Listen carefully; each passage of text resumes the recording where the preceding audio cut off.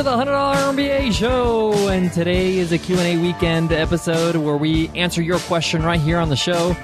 If you have a question you want to ask, just email us at contact@100mba.net, or you can tweet at me on Twitter. My handle is BizRepublic, B-I-Z Republic. As always, I'm your host, your coach, your teacher, Omar Zenhom.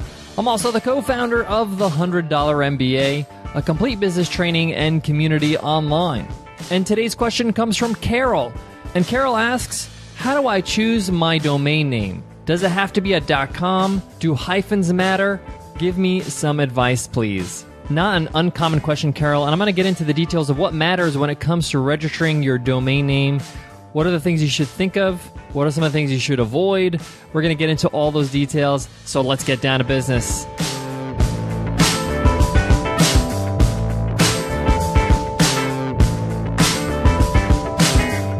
Today's episode of the $100 MBA Show is sponsored by Intuit QuickBooks. If you work for yourself, save up to 50% for an entire year of the new QuickBooks Self-Employed. It helps separate your business and personal expenses so you can quickly track what you spent for work and what you spent on yourself. QuickBooks Self-Employed helps take the guesswork out of estimated federal quarterly taxes. So come tax time, you know how much money to set aside for Uncle Sam and how much stays in your pocket. Try QuickBooks Self-Employed and save up to 50% at tryselfemployed.com/MBA. That's tryselfemployed.com/MBA. So Carol asks, how do I choose a domain name? Does it have to be a .com? What about .co? What about .net?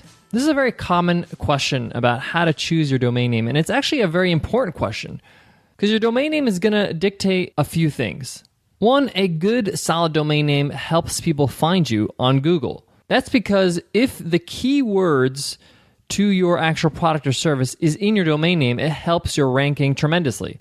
It also helps have a domain name that's easy to remember. So if somebody wants to access your website directly, it's easy to do. But that's becoming less and less of a factor as people are more accustomed to Googling you than actually plugging in your domain name in the browser and going directly to your website.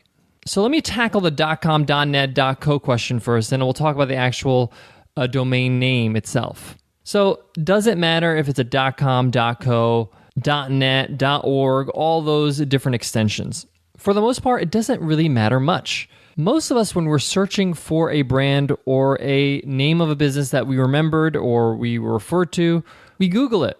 And in most browsers, if you never write a word, it will Google it for us. So for example, if I typed in 100 MBA or $100 MBA in numbers, in words, in whatever, the $100 MBA is going to show up as the first ranking. Now, the $100 MBA is a .net. It's 100mba.net. The .com was not available. The person that owned it didn't want to sell it. So it doesn't really matter too much if it's a .net, .co. Now, obviously, if the .com is available, I would grab it because .coms are becoming more and more rare, and it's going to be kind of a novelty soon to have a .com.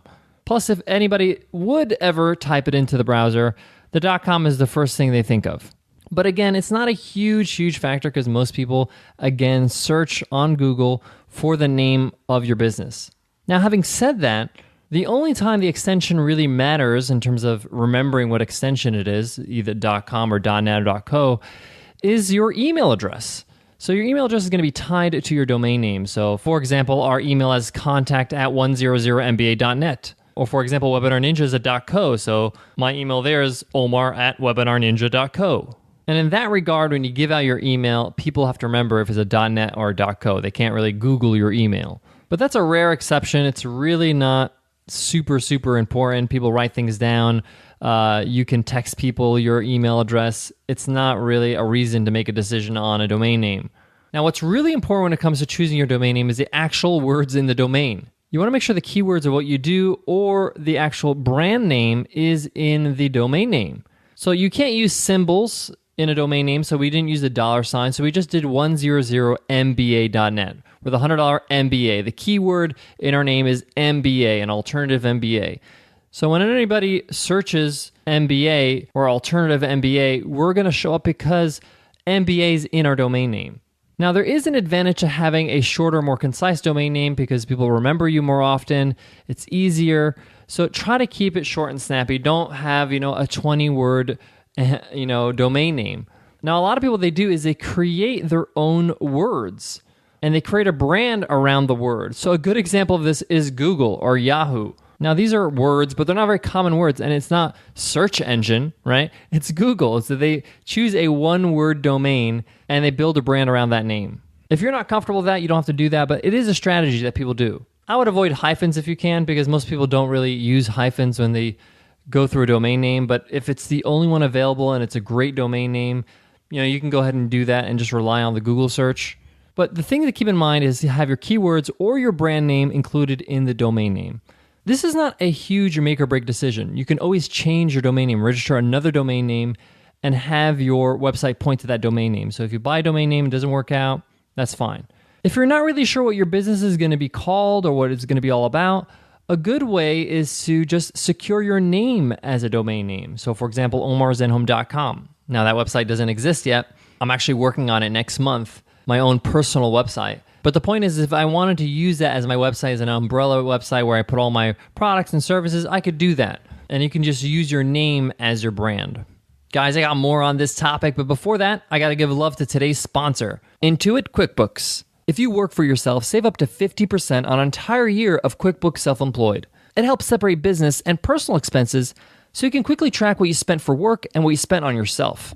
For instance, those groceries you bought for your next catering gig won't get mixed up with the food you bought for the cookout with friends this weekend. QuickBooks Self-Employed also helps take the guesswork out of estimated quarterly and year-end taxes. So come tax time, you know how much money to set aside for Uncle Sam and how much stays in your pocket. QuickBooks also provides the tools to help maximize deductions like home office and mileage, so you can keep more of your hard-earned money. Find out what QuickBooks Self-Employed can do for you and save up to 50% at tryselfemployed.com/MBA. That's tryselfemployed.com/MBA. Guys, let me sum up today's lesson when it comes to choosing a domain name.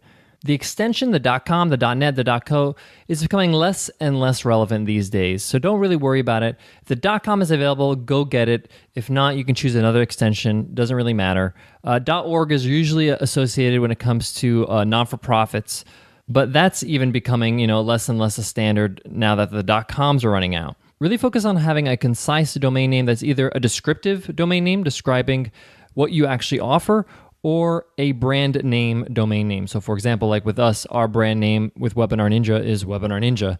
So we have webinarninja.co. And again, guys, don't dwell too much on this. Make a decision, register. Most domain names can be secured for $10 a year. It's quite easy to do. You could do it with HostGator, one of our sponsors here on the show. And if you do change your mind, you can register another domain name and let the other one expire.